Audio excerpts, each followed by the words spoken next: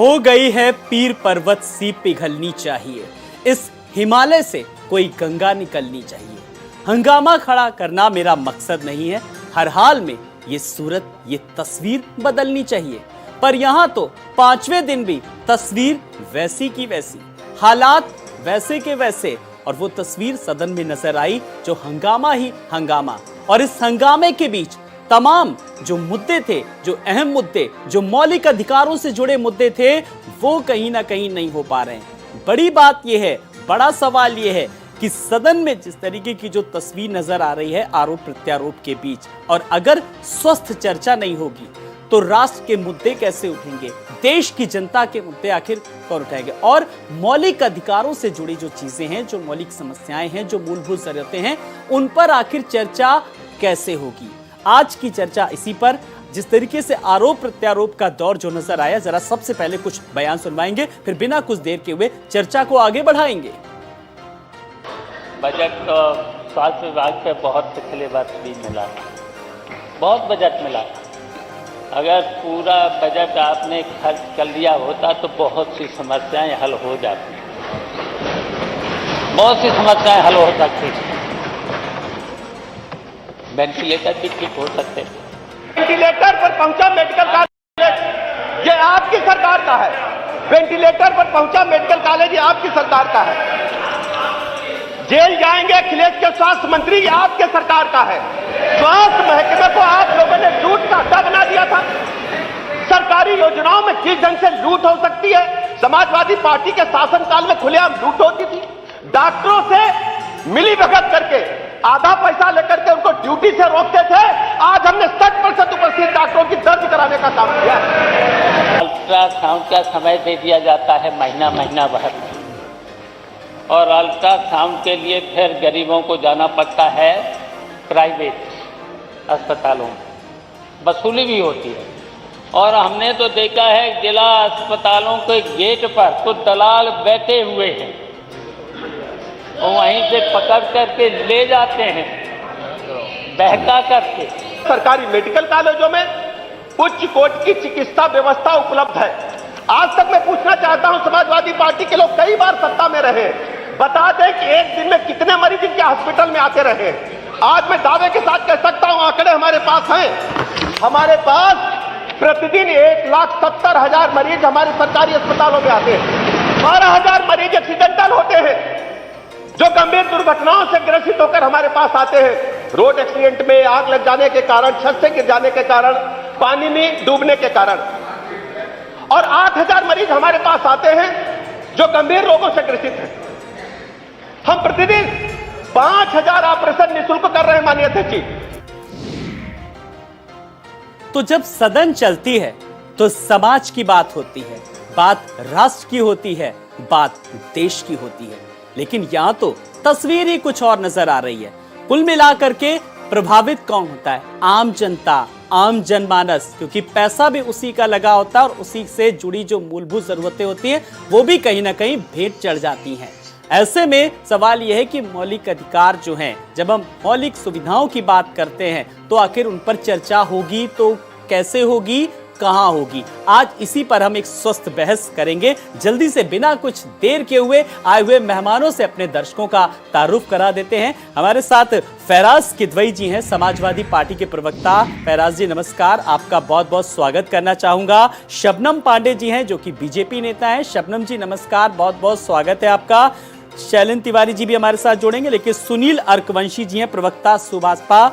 सुनील अर्कवंशी जी नमस्कार, आपका भी बहुत बहुत स्वागत है। और बहुत सारी चीजों को आज हम जानेंगे समझेंगे। खास मेहमान दिलीप यशवर्धन जी हमारे साथ, राजनीतिक विश्लेषक के तौर पर। दिलीप जी नमस्कार, बहुत बहुत स्वागत है। तो सवालों और जवाबों के सिलसिले को मैं आगे बढ़ाऊं, मैं बड़ी जिम्मेदारी के साथ शबनम जी के पास आ रहा हूं। शबनम जी, पांचवा दिन भी हंगामा ही हंगामा, आप लोग विपक्ष की सुनने के लिए तैयारी नहीं है? देखिए आलोक जी, सबसे पहली बात कि विपक्ष की भी जिम्मेदारी, अगर सदन चलना है तो उसमें सत्ता और विपक्ष दोनों की भागीदारी बराबर की होनी चाहिए और दोनों को सदन को सुचारू रूप से चलने की जिम्मेदारी भी दोनों की बराबर होती है। लेकिन विपक्ष लगातार ऐसे बातों को इनकार करती है जब अगर प्रदेश के विकास की बात होती है, प्रदेश के कंस्ट्रक्टिव वर्क के बारे में बात करना चाहते हैं सदन में अगर नेता तो विपक्ष हंगामा कर कहीं ना कहीं उसे भटकाना चाहते हैं, क्योंकि विपक्ष बहुत हताश है जिस तरीके से भारतीय जनता पार्टी की सरकार ने कार्य किया है प्रदेश को विकास की ओर ले जाने के लिए और अंत्योदय के अपने सिद्धांत को पूरी तरीके से धरातल पर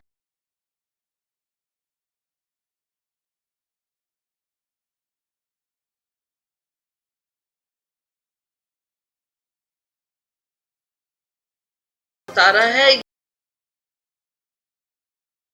ये देखकर विपक्ष कहीं ना कहीं हतोत्साहित है और यही वजह है कि हर मुद्दे पर विपक्ष सदन में हंगामा बार बार करके नहीं, विपक्ष का तो साफ तौर पर कहना है जो वो सवाल पूछ रहा है उसके जवाबों का उसको माकूल जवाब नहीं मिल पा रहा है और विकास को लेकर के बात की जा रही है। विकास को क्या आप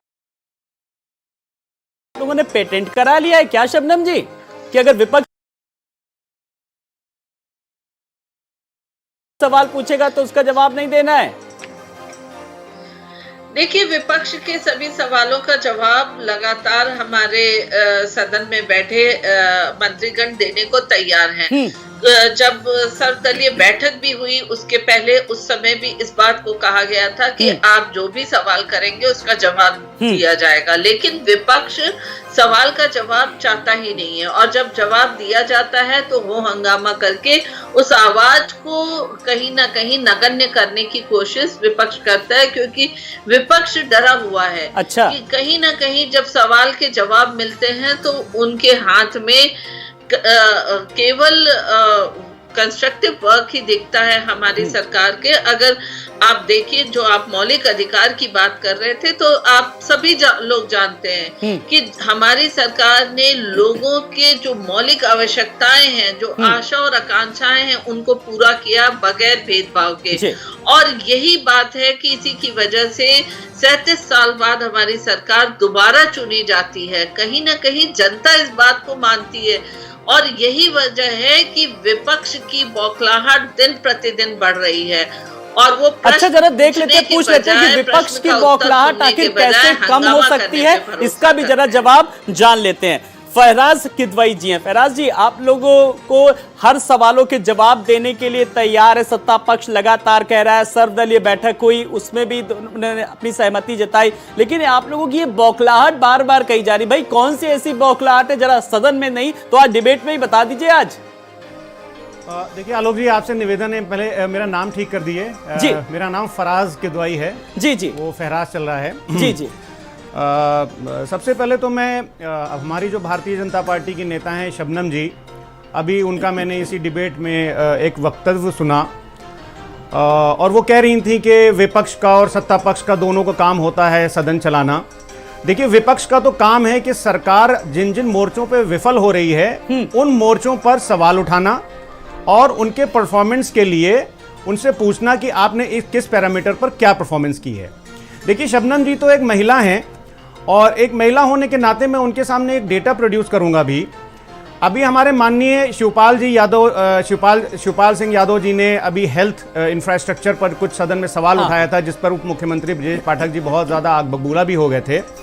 तो शबनम जी से मैं आपसे कहना चाहूँगा कि आपके माध्यम से मैं सरकार से ये कहना चाहता हूँ कि शबनम जी, क्या आपको पता है कि उत्तर प्रदेश में जो इन्फेंट मोर्टेलिटी रेट है वो कितना है? मैं बता दूं, आप महिला हैं। देखिए मैं बताऊं, एक minute Shabnam ji please, it is a very healthy debate, and please allow me to. पूछा कि आपके समय में पर डे कितने मरीज आते थे? मैं सब शिवपाल यादव जी कुछ नहीं बता मैं सब अभी आपके तमाम मंत्री बैठे थे। शबनम जी, आप महिला हैं, मैं आपका सम्मान करता हूं, मुझे अलाउ करिए मेरी बात को खत्म करिए। चलिए, आप हेल्दी डिबेट कर रहे हैं, आपके पास अच्छा कंटेंट है, आप डेटा लेकर के आए। फराज जी, आप अपनी बात रखिए। चलिए, मैं आपको मौका दे रहा हूं, जल्दी से। ठीक है, बताना चाहता हूं कि उत्तर प्रदेश नीचे से टॉप कर रहा है। It is on the second position as far as the infant mortality rate is concerned. दूसरा यह है कि नीति आयोग का एक डेटा है, उस डेटा के हिसाब से उत्तर प्रदेश बॉटम 3 में है as far as number of beds are concern per lakh of the population. Uttar Pradesh में 1 लाख पॉपुलेशन पर 13 बेड्स खाली अवेलेबल हैं डिस्ट्रिक्ट हॉस्पिटल में। यह हेल्थ की कंडीशन है। कुछ डेटा और सुन लीजिए अभी आप। सब सेंटर जहां पर इलेक्ट्रिसिटी नहीं आ रही है, वो 75% उत्तर प्रदेश में ऐसे सब सेंटर हैं कि जहां पर इलेक्ट्रिसिटी नहीं आती है। शबनम जी महिला हैं, आपको मैं बता दूं शबनम जी कि करीब 40% सब सेंटर ऐसे हैं जहां पर पुरुषों और महिलाओं के शौचालय अलग अलग नहीं हैं। फिर मैं शबनम जी को बताना चाहता हूं कि जो CHC हैं, कम्युनिटी हेल्थ सेंटर हैं, वहां पर 60% ऑफ द CHC उत्तर प्रदेश में ऐसे हैं जहां पर लेबर रूम की व्यवस्था नहीं है। अब बताइए आलोक जी, अगर हमारे नेता शिवपाल सिंह यादव जी हेल्थ इंफ्रास्ट्रक्चर पर सवाल उठा रहे हैं सरकार से, तो ब्रजेश पाठक जैसे शबनम जी ने बड़ी पोलाइटली मुझे जवाब दिया, उप मुख्यमंत्री साहब को भी बड़े पोलाइटली बताना चाहिए था शिवपाल सिंह यादव जी को कि भैया ये हम ऐसे ऐसे करेंगे। अब आप बताइए कि हमारे यहाँ उत्तर प्रदेश में मैंने आपको बताया कि इन्फेंट मोर्टेलिटी रेट ये है, बेड्स की पोजीशन ये है, और बॉटम 3 में आता है on various parameters as for health.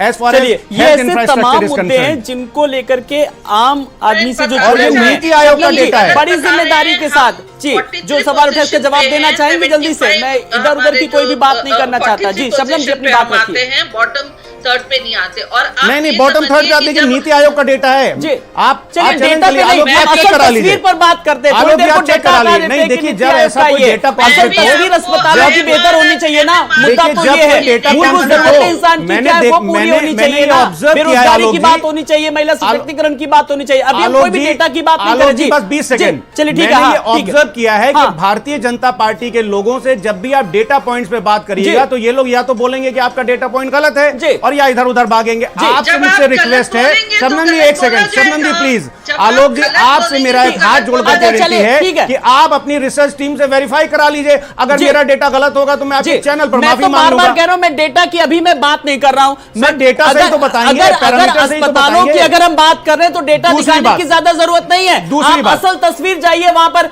खुद ही पता लग जाएगा। दूसरी बात, आलोक जी बस 15 सेकंड, आलोक जी बस 15 सेकंड जी। ठीक, मैं जिस जिले से आता हूं वहां पर लोग दुआ मांगते हैं कि रात में किसी को हार्ट की प्रॉब्लम ना हो, वरना अगर रात में किसी को हार्ट अटैक आ गया तो या तो लखनऊ में मेदांता रेफर किया जाता है या चंदन हॉस्पिटल रेफर किया जाता है या और प्राइवेट हॉस्पिटल रेफर किए जाते हैं। क्योंकि अगर किसी सरकारी अस्पताल में गलती से अगर रेफर पेशेंट चला गया तो 20 से 25 मिनट में उसका क्या हाल हो जाता है, ये उत्तर प्रदेश की और देश की जनता जानती है। चलिए, ऐसे ही कुछ सवालों का जवाब शायद आज डिप्टी सीएम ने दिया था कि जो तस्वीर है वो कहीं ना कहीं अब बदली है। खैर, बदली हुई तस्वीर को अगर मैं बात करूं, सुनील अर्कवंशी जी जो गैमा गैमी जो आरोप प्रत्यारोप का, आप कितना इत्तेफाक रख रहे हैं कि एक स्वस्थ बहस होनी चाहिए? मेरा आपसे सवाल का जवाब। देखिए, बिल्कुल स्वस्थ बहस होनी चाहिए सदन में, मगर आज जिस तरीके से बहस हो रही थी, जिस तरीके से हमारे माननीय राष्ट्रीय अध्यक्ष श्री ओम प्रकाश राजभर जी को बोलने के लिए समय दिया गया, तो समाजवादी पार्टी के नेता इस तरीके से आग बबूला हो गए कि जबकि नाम उनका नहीं बुलाया गया, माननीय राष्ट्रीय अध्यक्ष जी को हमारे बुलाया गया और वो बहस अपनी करने के लिए तैयार हो गए। वो इस बात को भी मानने के लिए तैयार नहीं हो रहे थे कि नहीं हमको बुलाया गया या आपको बुलाया गया। तो हमारे राष्ट्रीय अध्यक्ष जी ने कहा नहीं भाई, पहले सुन लीजिए, तय कर लीजिए कि किसको बोलना है किसको नहीं बोलना। नंबर 1 बात रही बात, अभी हमारे भाई साहब कह रहे थे कि महिलाओं के लिए क्या होना चाहिए, महिलाओं के लिए क्या नहीं। उत्तर प्रदेश की जो पिछली सरकारें थी, पिछली सरकार में आप मेडिकल कॉलेज उठाकर देखने का काम करिए कि कितने मेडिकल कॉलेज थे। अब मेडिकल कॉलेज बढ़े तो कहीं ना कहीं जो सरकार आती है वो काम करने का काम करती है। डेटा की बात रही तो मैं डेटा दिखाने का काम करता हूं आलोक जी। उत्तर प्रदेश के अंदर हाई कोर्ट ने एक आदेश दिया था कि ये देखिए जातिवार किन किन जो जातियां हैं सबसे ज्यादा जो है लाभ लेने का काम कर रही समाजवादी पार्टी ने, मगर उस पर तो काम करने का काम नहीं किया। यही बात हमारे माननीय राष्ट्रीय अध्यक्ष जी उत्तर प्रदेश की सरकार से मांग आज भी कर रहे हैं और सड़क पर रहते हुए मांग कर रहे थे कि न्याय समिति की रिपोर्ट लागू होनी चाहिए, मगर इस पर माननीय अखिलेश यादव जी आपको नहीं समझ में आ रहा था। ये आलोक जी मौसम वैज्ञानिक हैं, इनको लग रहा था कि 2022 में माननीय राष्ट्रीय अध्यक्ष हमारे अखिलेश यादव जी की और समाजवादी पार्टी की सरकार बन जाएगी, तो हमसे हमारे टिकट नेगोशिएट कर रहे थे। और जब 2022 में जैसे ही सरकार हमारी नहीं बनी, इन्होंने ढाल लिया अपना। देखिए, अभी 3 दिन पहले इनके प्रवक्ता आए थे, उन प्रवक्ता ने क्या बोला था, उनको मुर्ग मुसल्लम खाना है। अभी भारतीय जनता पार्टी आपको मुर्ग मुसल्लम नहीं देने वाली है। पिछड़ों की लड़ाई अगर कोई लड़ रहा है तो हमारे राष्ट्रीय अध्यक्ष माननीय अखिलेश यादव जी मेरे एक सवाल का जवाब दे दीजिए। सुनील रघुवंशी जी सुनेंगे एक एक करके सुनेंगे, एक एक करके। मैं आ रहा हूँ सुनील जी, बस एक मेरे सवाल का जवाब आप दे दीजिए। सुनील जी मेरी बात सुनिए। आपकी पार्टी, आप समता की बात करते हैं, समानता की बात करते हैं, बंधुत्वता की बात करते हैं, विश्व बंधुत्वता की बात करते हैं, लेकिन सवाल ये, जिस सामाजिक न्याय समिति को लेकर के आप बीजेपी से आप सपा में आए और आप वही सामाजिक समानता को लेकर के अब आप कहीं और जाने को तैयार है। चाय कहीं पीते हैं, नाश्ता कहीं करते हैं, खाना कहीं खाते हैं, तभी तो आप पे सवाल उठते हैं। इस सवाल का तो जवाब जनता जानना ही चाहेगी। आपका स्टैंड क्या है इस मुद्दे को लेकर के? आज आप बताइए सुनील रघुवंशी जी से, जाति जनगणना को लेकर के, सामाजिक न्याय समिति को लेकर के आप आवाज उठाते हैं, आप एक दल से दूसरे दल जाते हैं, आपके अपना स्टैंड बताइए, आज जनता जानना चाहती है। जी सुनील जी से अब सुनेंगे। जी नहीं, हमने बताया ना, जब हमारी पार्टी जब से बनी तब से जातिगत जनगणना की मांग कर रही है। न्याय समिति की रिपोर्ट को लेकर भी हम लगातार मांग कर रहे हैं। हम सदन में पहुंचे, हमारे माननीय राष्ट्रीय अध्यक्ष मंत्री बने, उसके बावजूद भी उन्होंने उस मांग को उठाने का काम किया। एक बार भी माननीय अखिलेश यादव ने क्या न्याय समिति की रिपोर्ट के बारे में बोलने का काम किया? एक बार भी दिखा दे कि कब बोले। दूसरी बात, इनकी सरकार रही तब तो इन्होंने नहीं दिया, उसके बाद हम विपक्ष में गए तब भी इस रिपोर्ट को लागू कराने के लिए, और आज भी सदन में हमारे राष्ट्रीय अध्यक्ष जी लगातार इस मांग को कर रहे हैं और जातिगत जनगणना का भी 100% समर्थन करते हैं। सुनील जी आप शबनम जी से पूछिए तो, जिनके आज जिस पार्टी के आप लोग बहुत करीब हैं, आप लोग तो मौसम वैज्ञानिक हैं। 2022 में अखिलेश यादव जी हमारे राष्ट्रीय अध्यक्ष जी के पास आप गए थे कि हमको टिकट दे दीजिए, हमारे लोगों को टिकट दे दिए, क्योंकि आपको लग रहा था सरकार बन जाएगी उत्तर प्रदेश में। आप ये बताइए, आप भारतीय जनता पार्टी जिसके जिसकी गोद में खेल रहे हैं भारतीय जनता पार्टी के, आप उनसे पूछिए कि जातिगत जनगणना कराना चाहती है कि नहीं चाहती है? पूर्वांचल की धरती पर आपको किस तरीके से समाजवादी पार्टी को जिताने का क्या चर्चा चल रही है? आज जो भी देख रहे होंगे ना, जो सामाजिक न्याय समिति की बात कर रहे होंगे, जो इस दायरे में आते होंगे, वो भी सोचते होंगे, वो लोग भी कि चर्चा सब कर रहे हैं, सब अपने अपने निजी हित के लिए कर रहे हैं। ठीक है, मैं इस पूरी कवायद के बीच, इस हंगामे के बीच, शबनम जी मैं आऊंगा आपसे, जरा वर्जन लूंगा आपका। दिलीप यशवर्धन जी, इतना सब कुछ हो रहा है, आम जनता को क्या मिल रहा है, जरा ये बता दीजिए बस। यू टर्न इतना तो सड़कों पे अच्छा नहीं होता, इतना राजनीति में अच्छा होता है। ये एग्जाम्पल आपको देखने को मिल रहा है अभी सामने। आम जनता को मिल रहा है, वादे मिल रहे हैं, आंकड़े मिल रहे हैं और राजनीतिक उम्मीदें मिल रही हैं कि हाँ शायद हमारी स्थिति में सुधार होगा, लेकिन वास्तविकता में तो आम जनता को मेरे हिसाब से कुछ नहीं मिल रहा, क्योंकि आम जनता की जो आम मांग होती है वो ये होती है कि हमको हमारे पैसे का मूल्य मिल जाए, मतलब हमारे लिए महंगाई कम हो जाए, हम अपना जीवन यापन अच्छे तरीके से कर पाएं, हम अच्छी सड़क पे चल पाएं, हमको शुद्ध हवा, शुद्ध पानी, शुद्ध शिक्षा, शुद्ध मेडिकल सुविधाएं मिल जाएं, और ये सब चीजों के लिए हमारे ऊपर बहुत ज्यादा बोझा ना पड़े। ये जनता की बेसिक उम्मीदें होती हैं।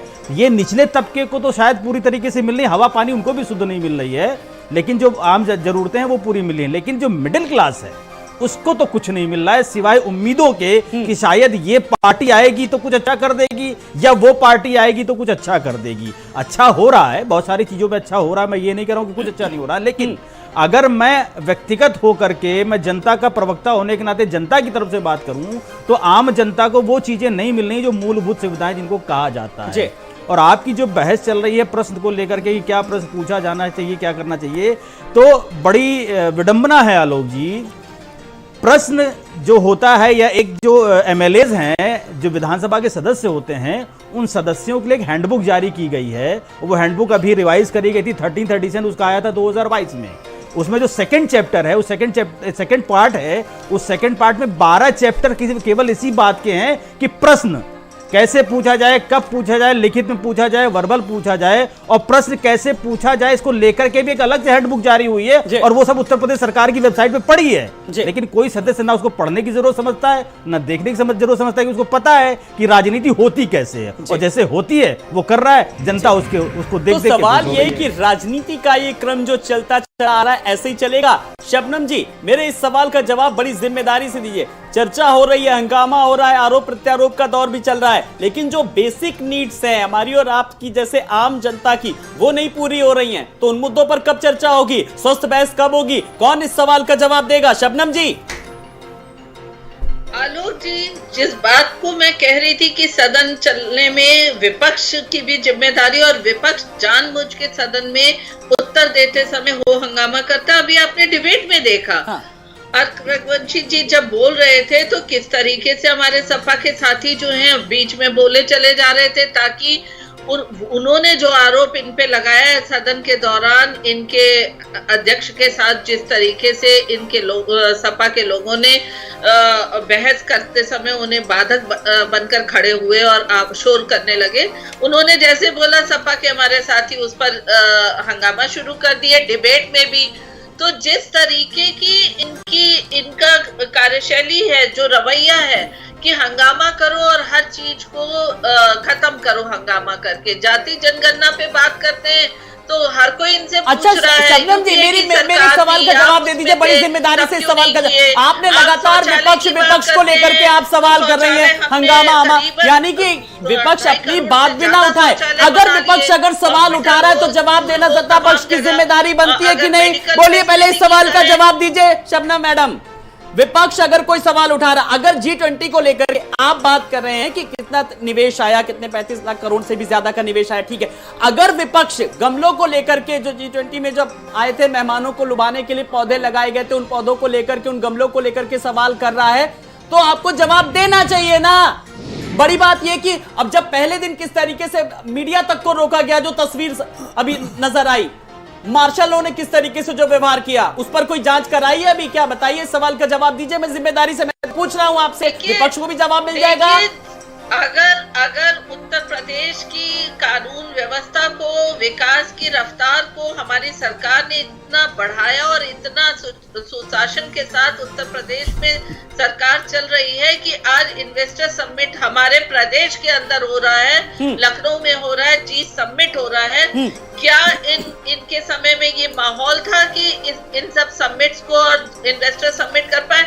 ये बम्बई दिल्ली दौड़ते थे क्योंकि इनको प्रदेश से कोई लेना देना नहीं। जाति जनगणना की बात करते हैं तो जब सत्ता में आए एक जाति विशेष की भर्तियां करते थे और उसमें तमाम लोगों ने इन पे कंप्लेन किया। स्वास्थ्य की देखी जाए तो स्वास्थ्य की स्थिति इतनी खराब थी कि आए अखबारों का। चलिए, अब सारी चीजें बहुत दुरुस्त हो गई हैं, अब सारी चीजें अब एकदम राम राज्य आ गया जिस तरीके से आप कह रहे हैं। चलिए शबनम जी, मैं आपके पास आऊंगा। हमारे साथ कुछ और भी मेहमान जुड़ गए, हमारे साथ शैलेंद्र तिवारी जी भी जुड़ गए, कांग्रेस के प्रवक्ता। शैलेंद्र जी नमस्कार, बहुत आपका स्वागत है। देख रहे होंगे आज 5वां दिन भी सदन में किस तरीके से हंगामा ही हंगामा, लेकिन आम आदमी के मुद्दे जो हैं वो कहीं ना कहीं दूर नजर आ रहे हैं। चाहे वो मौलिक अधिकारों की बात करें या बेसिक नीड्स को लेकर के, उनके लिए आवाज कौन उठाएगा? देखिए आलोक जी, मैं आपके प्रतिष्ठित चैनल के माध्यम से, और आपकी डिबेट वैसे भी बहुत ही सभ्य तरीके से होती है, जो सर आप सब लोग आते हैं, अच्छा तभी हल्दी पैनल रहता है, अच्छे जवाब देते हैं, इसी से अच्छी बनती है। आपका भी धन्यवाद। आप ये समझिए कि जिस तरह से आज अभी हमारे साथी बैठे हुए दिलीप भाई मध्यम वर्ग की बात कर रहे थे, ये बात सत्य है कि इन्होंने ख्वाब खूब दिखाए हैं, सपने बेचे हैं, सब कुछ किया है, पैकिंग भी की है, रीपैकेजिंग भी की है और मॉड्यूलर पैकिंग भी की है, सब कुछ किया है और तमाम चीज़ें आई भी हैं। सवाल यहाँ ये बनता है कि जब एक अस्पताल कैंसर अस्पताल बना, उस कैंसर अस्पताल में डॉक्टर नहीं है तो क्या मतलब है उसका?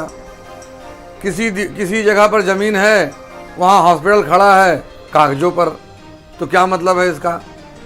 मतलब कुल मिलाकर के आपके पास मैंडेट ज़्यादा है तो आप शोर शराबे से मूल मुद्दों को भटका देंगे, रोज आए दिन नई चर्चा कराएंगे। आज मूल जरूरतें हैं, रोटी कपड़ा और मकान वापस हो गई। जो जरूरत 1970 में हुआ करती थी आज फिर वही फंसी है आके, रोटी कपड़ा और मकान। आप 1000-2000 लोगों को मकान दे करके एक प्रदेश में और करोड़ों लोगों की बात करते हैं, ये कहाँ का न्याय है?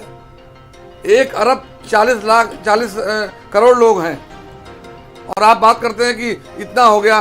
प्रदेश में 25 करोड़ लोग हैं, गिनती के लोगों को आपने मदद की है। आप बताइए, यहाँ मैं पूछना चाहता हूँ भारतीय जनता पार्टी के साथी से, अपने बताएं वो क्या उज्ज्वला गैस योजना का पेमेंट लिया गया कि नहीं लिया गया? पूरा पैसा, पूरी वसूली हुई है क्या? फ्री दिया गया है? वो फ्री नहीं दिया गया, लेकिन वाहवाही लेनी है। तो वाही लेनी है तो लेते रहिए।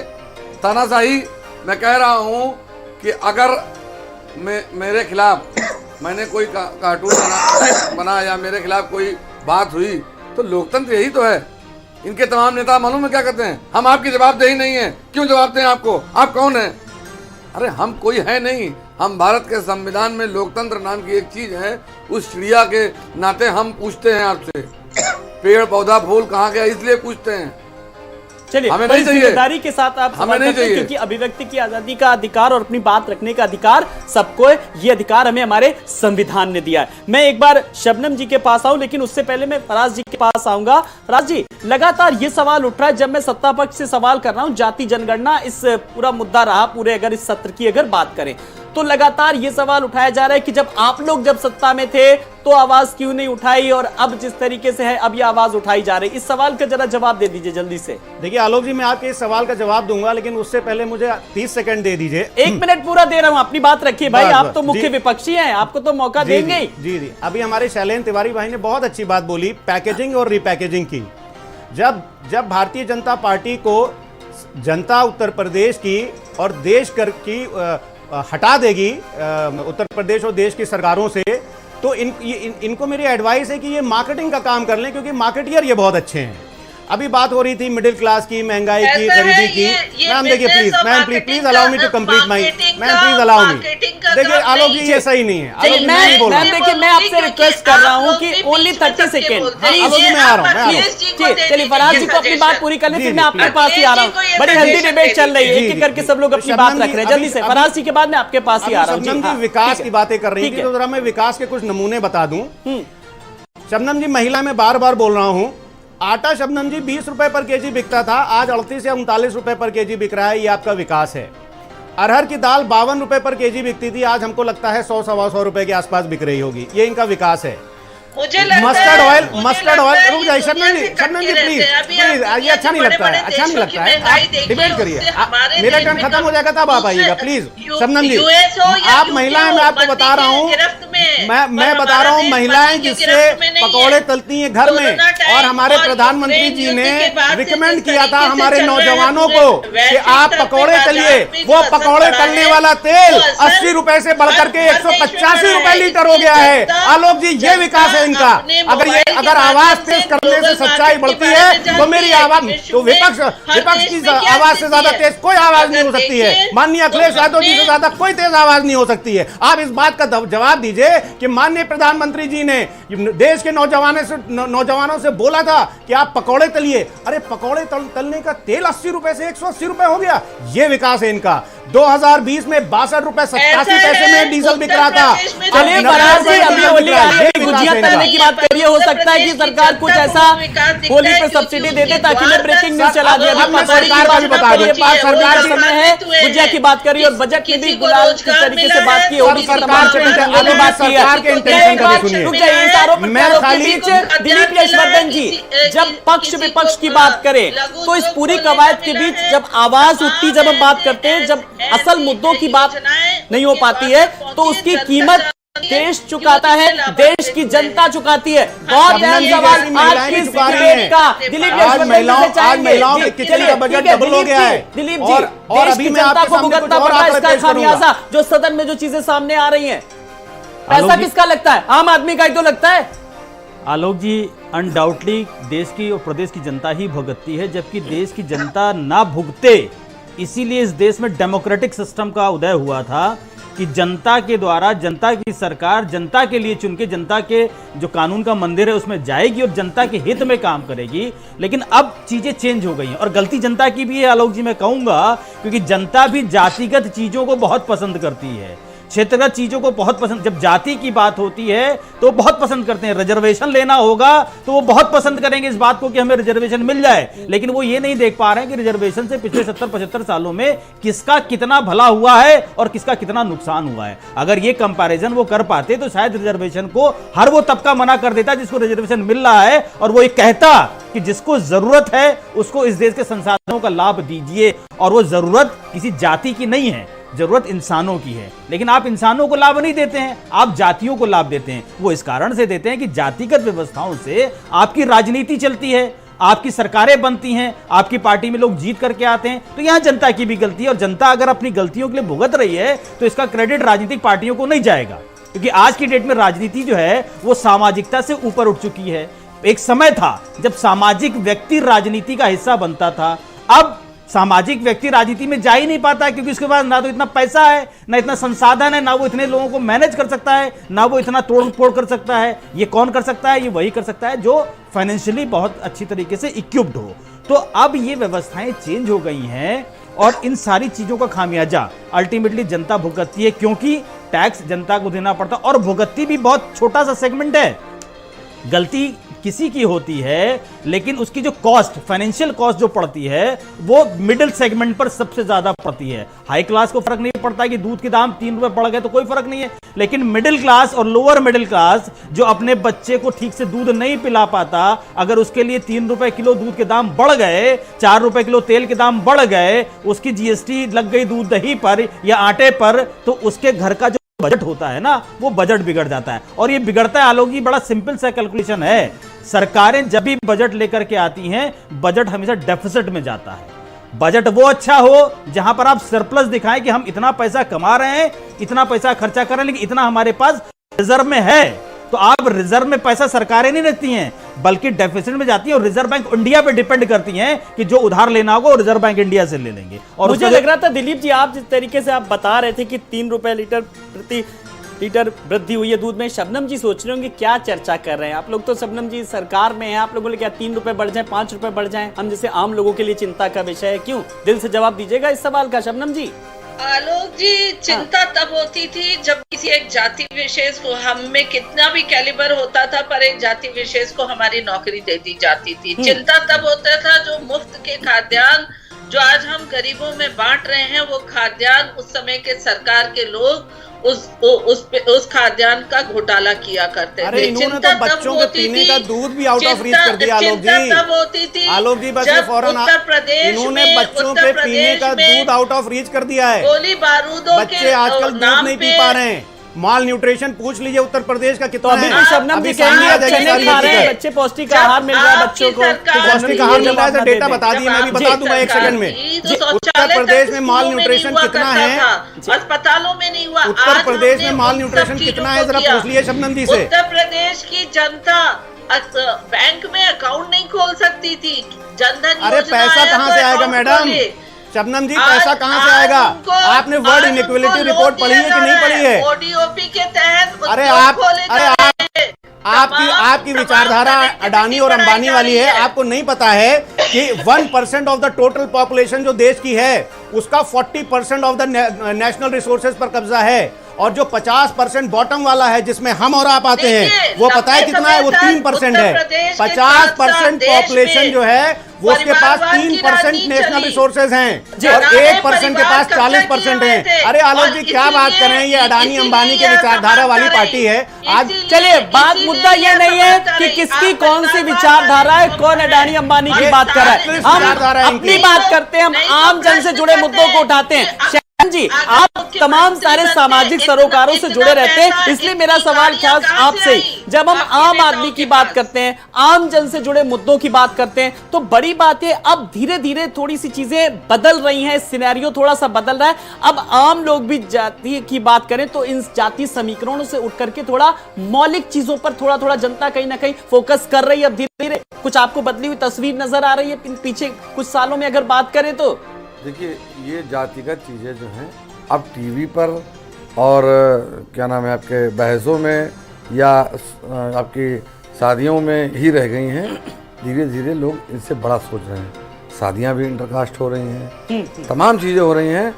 अब मेन जो रह गया है समाज में, वो रह गया है केवल और केवल विकास।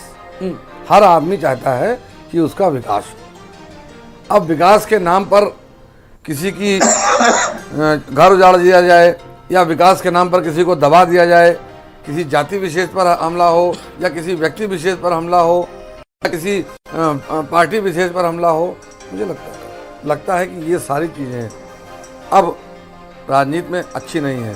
अटल बिहारी वाजपेयी जी ने कहा था, जो हमारे बीच में अब नहीं है, जिनका देश में डंका बजा, उन्होंने कहा कि छोटे मन से कोई बड़ा नहीं होता और टूटे मन से खड़ा नहीं होता। ये सत्य है कि आप जब छोटी छोटी चीज़ें कर रहे हैं, आप एक लोक गायिका को नोटिस इस तरह से सुन रहे हैं जैसे कोई आतंकवादी सुन रहा है और वहाँ पंजाब के अंदर गोली चला गया थाने में आकर के, ये सब चीज़ें आप सोचिए। आपको आम आदमी के नज़रिए से सोचना चाहिए। हमारे योगी जी संत महात्मा आदमी हैं, पता नहीं कहाँ से उनको बिल्डोजर, राइफल और गन और बंदूक और ये सब चीज़ें क्यों, किस लिए? आप साधना प्रवचन दे दीजिए लोगों को कि भाई ऐसी चीज़ें मत करिए जिससे समाज में इस तरह की चीज़ें हों। आपको साधना बोलना चाहिए। आप हाउस में भी वैसे ही बोलते हैं सुधार देंगे, सुधर जाओ, ये कर जाओ, वो कर जाओ। भाई भाषा शैली में थोड़ा सा जो है संयम दिखाइए। आपकी साधना होती है, आपको लोग साधते हैं और आप साधते साधते सरकार साधने लगे, तो कम से कम आप एक सामाजिक सरोकार से जुड़िए। चलिए, जब सामाजिक सरोकार की बात करते हैं, मैं सामाजिक न्याय समिति की बात करने वाली पार्टी से बात करता हूं। सुनील अनकवंशी जी, आपके पास आ रहा हूं। जब सामाजिक न्याय की बात होती है, बराबर मेरा सवाल आपसे यही है, और चाहे जातीय जनगणना को लेकर के आपने अभी तक अपनी स्थिति साफ नहीं की है। हमेशा यह है कि जब उनके साथ थे तब कुछ और विचारधारा थी, अब इसके साथ, इस दल के साथ हैं, आपका अपना कोई भी रुख स्पष्ट नहीं, अभी भी ये सवाल वहीं का वहीं बना हुआ है। देखिए आलोक जी, बड़े धैर्य से हम सभी को सुन रहे थे, मुझे भी धैर्य से सुनने का काम करें सभी लोग। सबसे बड़ी बात हम आपको बताएं कि आज अभी आपने देखा कि समाजवादी पार्टी के प्रवक्ता से आपने कहा कि ये बताइए कि आपकी सरकार थी तब जातिगत जनगणना के बारे में आपने क्यों नहीं काम करने का काम किया, तो वो दूसरे सवाल को गिराने लगे और दूसरा जवाब देने लगे। उस पर उन्होंने कुछ भी नहीं बोला। सुन लीजिए, सुन लीजिए, कमी की वजह से ही आप सत्ता में नहीं पहुंच पाए, इस कमी की वजह से ही, क्योंकि आप सुनना नहीं पसंद करते हैं, सिर्फ बोलना पसंद करते हैं, किसी की बात को सुनने का काम भी करें। हमारी मांग सुन लीजिए, हमारे आलोक जी सुन लीजिए, हमारी मैं मौका दे रहा हूं आपकी बात से। जी बोलिए अपनी बात। हमारी मांग, जब हम सड़क पर आंदोलन करते थे, जब हमारी पार्टी बनी थी, तब से हमारी मांग जातिगत जनगणना को लेकर थी और आज भी लगातार हमारी जातिगत जनगणना को लेकर है और 100% चाहते हैं जातिगत जनगणना होनी चाहिए। हमारी मांग उत्तर प्रदेश के अंदर न्याय समिति की रिपोर्ट, जब हमने कहा था, हमारे माननीय राष्ट्रीय अध्यक्ष जी कैबिनेट मंत्री थे उस सरकार में, तब भी हमने न्याय समिति की रिपोर्ट लागू नहीं हुई और हमने सरकार को छोड़ने का काम किया, मगर एक बार भी अखिलेश यादव जी ने न्याय समिति की रिपोर्ट को लागू कराने के लिए सवाल नहीं किया। ना तो वो शिक्षा एक समान हो, लागू हो उत्तर प्रदेश के अंदर, इस पर बोलने का काम करेंगे, ना महंगाई के ऊपर काम करेंगे। आज सिर्फ और सिर्फ जातियों को गुमराह करने का काम कर रहे हैं कि जातिगत जनगणना होनी चाहिए। हमारी सरकार आएगी तो हम 3 महीने में जातिगत जनगणना करा देंगे। अरे आपकी सरकार तो 4 बार रही उत्तर प्रदेश में, और केंद्र में भी आपकी सरकार जो है गठबंधन से चलती रही। आप यहाँ डबल इंजन की सरकार बता रहे हैं, वहां भी डबल इंजन की सरकार आप चला रहे थे, तब आपने जातिगत जनगणना कराने का काम नहीं किया। तो आज गुमराह करना बंद करिए समाज को। अच्छा ठीक है, चलिए आपने सुझाव दिया कि समाज को गुमराह करने की, एक मिनट आज महंगाई कम होनी चाहिए, आज दिलीप केशवर्धन जी, बात चूंकि मैं स्वस्थ बहस कर रहा हूँ, जाति जनगणना को लेकर के कर रही है, तो इससे पहले अब ये सवाल उठ रहा है कि सीए और एनआरसी को लेकर भी पहले लिखेगा, पहले उस पर भी काम होना चाहिए, फ्रेमवर्क पहले। आलोक जी, जातीय जनगणना जो है ये पूर्णतया एक पॉलिटिकल स्टंट है और इसका बड़ा सीधा सा फॉर्मूला है। जो पार्टी सत्ता में होगी वो जातीय जनगणना कराने के खिलाफ होगी और जो अपोजिशन में होगी वो हमेशा इस बात का फेवर करेगी कि जातीय जनगणना होनी चाहिए। और स्पेशली जब सत्ता में केंद्रीय राष्ट्रीय पार्टियां होती हैं तो वो बिल्कुल इस बात के खिलाफ होती है कि जातीय जनगणना नहीं होनी चाहिए। उसका छोटा सा कारण होता है कि जब भी जातीय जनगणना होंगी, जातीय जनगणना का फायदा हमेशा रीजनल और छोटी पार्टीज को मिलेगा और इस देश में राष्ट्रीय पार्टियों की कमी है, क्षेत्रीय पार्टियां बहुतायत हैं और क्षेत्रीय पार्टियों का उदय हमेशा जातिगत लड़ाइयों को लड़के ही हुआ है। इसीलिए चाहती हैं कि जातिगत जनगणना हो। आप एक तरफ तो आप ये बात करते हैं कि देश संविधान से चलना चाहिए, देश में कोई संविधान के हिसाब से कोई जाति नहीं है, लेकिन आप बातें पूरी जाति आधारित ही करेंगे कि जाति के आधार पर ही ये होना चाहिए। जातिगत जनगणना से क्या फर्क पड़ेगा? मैं फिर अपनी बात को घुमा करके कहूंगा कि जो गरीब है उसकी जनगणना क्यों नहीं कराते हैं, वो व्यक्ति की जनगणना क्यों नहीं कराते हैं कि ये व्यक्ति बिल्कुल गरीबी रेखा के नीचे, इसको सबसे ज्यादा संसाधन मिलने चाहिए, ये थोड़ा सा ऊपर, इसको कम संसाधन मिलने चाहिए। जाति पे क्यों लेकर के आते हैं? अगर आप सामाजिकता की बात करते हैं, अगर आप संविधान के मूल सिद्धांतों की बात करते हैं, तो संविधान में सामाजिक, आर्थिक और राजनीतिक न्याय ये कहा गया है, जातिगत न्याय तो कहीं नहीं कहा गया है। उस सामाजिक, आर्थिक और राजनीतिक न्याय में जो भी व्यक्ति उस परिधि में आता है उसको न्याय दे दीजिए, कोई ऑब्जेक्ट नहीं करेगा और सारी राजनीतिक पार्टियों को यही करना चाहिए। लेकिन राजनीति कैसे होगी? लेकिन शुरुआत होगी तो कहां से होगी? एक एक सुझाव शैलेंद्र जी, मुझे लगता है इस पर काफी फ्रेमवर्क भी करें। शैलेंद्र जी, आपकी प्रतिक्रिया चाहूंगा इस पर। दिलीप जी ने बहुत एक अच्छा विषय उठाया है। देखिए, मैं दिलीप जी की बात से इत्तेफाक रखता हूँ। ये बात सत्य है कि आज आप उन लोगों को बढ़ाइए जिनकी अर्थव्यवस्थाएं जो अर्थ से कमज़ोर हैं, जो इकनॉमिकली कमज़ोर हैं, उन्हें ऊपर लाइए। उनकी उनकी जो है गणना कराइए। जातिगत गणनाओं से ये बात सच है। हालांकि मैं अभी बीच में मैंने आपको बताया कि भारत के प्रधानमंत्री ने भी हिंदुस्तान की राजनीति में पहली बार मंच से अपनी जाति बताई, राष्ट्रपति ने भी अपनी जाति बताई। ये समाज के लिए बहुत ही गलत संदेश है और ये गलत हो रहा है। मुझे लगता है कि ये आने वाले समय में विस्फोटक होगा, जो कि सही नहीं। जो अभी दिलीप जी ने कहा, अर्थव्यवस्था के साथ जोड़ना चाहिए और जिसकी आर्थिक व्यवस्था खराब है उनकी गणना होनी चाहिए, ना कि जनगणना किस तरह की चीज़। इसी पर लगता है फराज जी अपनी कुछ अहम बात रखना चाह रहे हैं। जी फराज जी। देखिए आलोक जी, अभी मैं आपके सवाल का जवाब देता हूँ। दिलीप भाई ने अभी बोला संविधान की बात की, तो मैं दिलीप जी को बताना चाहता हूं कि आप जो संविधान की बात कर रहे थे उसमें आर्टिकल 14 इक्वलिटी के राइट्स देता है और उसमें तमाम चीज़ें हैं। बहरहाल ही वॉज राइट। मैं ये बोल रहा हूं कि देखिए, हमारे जो राष्ट्रीय अध्यक्ष जी अखिलेश यादव जी हैं, वो उत्तर प्रदेश और इस देश के एक बहुत बड़े नेता होने के साथ साथ एक साइंटिस्ट भी हैं। अब पूछिए कैसे? मैं अभी प्रूफ करता हूं अगले 30 सेकंड में आपके सामने। साइंटिस्ट ऐसे हैं कि एक थॉट प्रोसेस है जिसको बोलते हैं सेगमेंटेशन, टारगेटिंग, पोजिशनिंग। इसमें क्या होता है कि आपको जब भी कोई डेवलपमेंट की वर्क स्कीम्स वगैरह आपको इंप्लीमेंट और एग्जीक्यूट करनी होती हैं, तो एक मैक्रो सेगमेंटेशन होता है और एक माइक्रो सेगमेंटेशन होता है। आलोक जी, मैक्रो सेगमेंटेशन के लिए कास्ट से बढ़िया रेडी अवेलेबल कोई चीज ही नहीं है आपके पास। आपके पास 31 क्वेश्चंस का एक फॉर्मेट है, उसमें 32वां लगा दीजिए। ये नहीं कहा जा रहा है कि खाली SC ST OBC को गिनिए, आप सारी कास्ट को गिन दीजिए। उसके बाद में जब मैक्रो सेगमेंटेशन हो जाएगा तो उसके बाद में फिर आप साइकोग्राफिक, डेमोग्राफिक, बिहेवियरल, ज्योग्राफिक, जितने भी आपको। अखिलेश यादव ने इस मैकेनिज्म को समझा और उसको तक पहुंचाने में भी कामयाब रहे। आप सब मेहमानों का बहुत बहुत शुक्रिया। राज जी, शबनम जी आपका भी, सुनील अर्कवंशी जी आपका भी, शैलेंद्र जी आपका भी, दिलीप यशवर्धन जी आपका भी बहुत बहुत शुक्रिया। तो सदन में जिस तरीके से गहमा गहमी है, लेकिन बड़ी बात ये, कुछ आम आदमी के अहम मुद्दों पर चर्चा होनी चाहिए जो बेहद जरूरी है। नमस्कार।